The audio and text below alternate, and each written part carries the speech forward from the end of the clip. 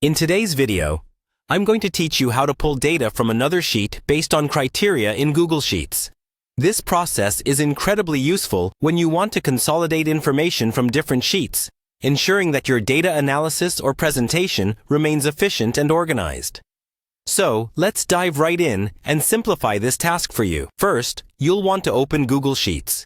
If you're not familiar with how to do this, simply navigate to sheets@google.com and log in with your Google account.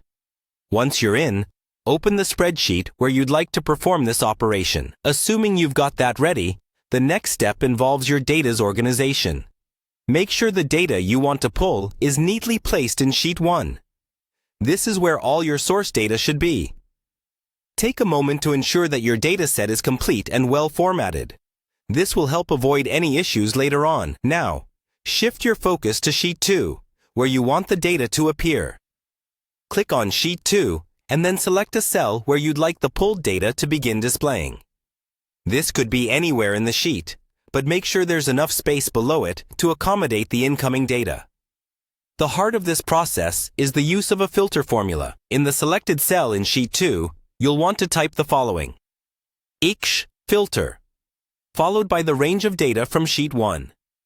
You'll then specify the criteria based on which the data should be pulled. For example, your formula might look something like filter Sheet 1, A2 B100, Sheet 1, B2 B100 equals criteria.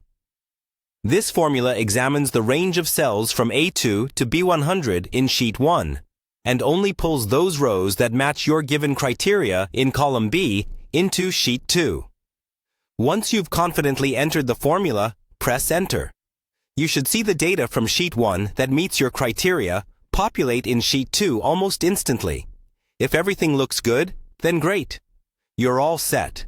However, if things don't seem right, double-check your formula. Make sure the range and criteria are specified correctly, and check for any typos. This method is not only fast, but also adaptable.